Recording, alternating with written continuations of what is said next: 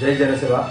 ನೋಡಿ, ಇದುವರೆಗೂ ನಾನು ಯಾವುದೇ ಟೀಮ್ ಫಾರ್ಮ್ ಮಾಡಿದಿರೋ ಬಡವರಿಗೆ, ಮನೆಯಲ್ಲಿರೋರಿಗೆ ಮನೆಗಳೆಲ್ಲ ಕಟ್ಕೊಟ್ಟಿದ್ದೀನಿ. ಇವತ್ತು ವಿಡಿಯೋ ಮಾಡ್ತಾ ಇರೋ ಉದ್ದೇಶ ಏನಂದರೆ, ಸಿಂಗಲ್ ಆಗಿ ನಾನು ನಿಂತು ಎಲ್ಲ ಮಾಡ್ತಾ ಇದ್ದೀನಿ.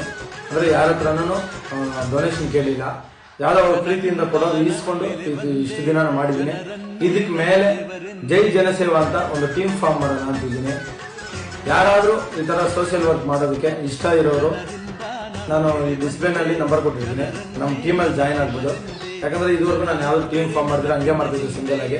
ಒಬ್ಬನೇ ಮಾಡೋದಕ್ಕೆ ಕಷ್ಟವಾಗಿದೆ. ನೀವೆಲ್ಲ ನಮ್ಮ ಜೊತೆಗಿದ್ರೆ ಈ ಥರ ಒಳ್ಳೆ ಕೆಲಸಗಳನ್ನು ತುಂಬ ಮಾಡ್ಬೋದು. ಅದರಿಂದ ಕೇಳ್ಕೊತಾ ಇದ್ದೀನಿ, ಯಾರಾದರೂ ನಿಮ್ಗೆ ಇಂಟ್ರೆಸ್ಟ್ ಇದ್ದರೆ ಜೈ ಜನಸೇವಾ ಅನ್ನೋ ಟೀಮಲ್ಲಿ ಜಾಯ್ನ್ ಆಗಬೇಕಂತಿದ್ರೆ ನಮ್ಮ ಜೊತೆಗೆ ಬಂದು ಸೋಷಿಯಲ್ ವರ್ಕ್ ಮಾಡಬೇಕಂತ ಆಸೆ ಇರೋರು ನಾನೊಂದು ವಾಟ್ಸಪ್ ನಂಬರ್ ಕೊಟ್ಟಿದ್ದೀನಿ, ಅದಕ್ಕೆ ಆಯ್ ಅಂತ ಮೆಸೇಜ್ ಮಾಡಿ ಖಂಡಿತ ನಮ್ಮ ಟೀಮಲ್ಲಿ ಜಾಯ್ನ್ ಆಗ್ಬೋದು ಎಲ್ಲರೂ. ಇದೇ ಥರ ಮುಂದಕ್ಕೆ 100 ಮನೆ ಮಾಡಬೇಕಂತ ನಮ್ಮ ಆಸೆ ಇರೋದು.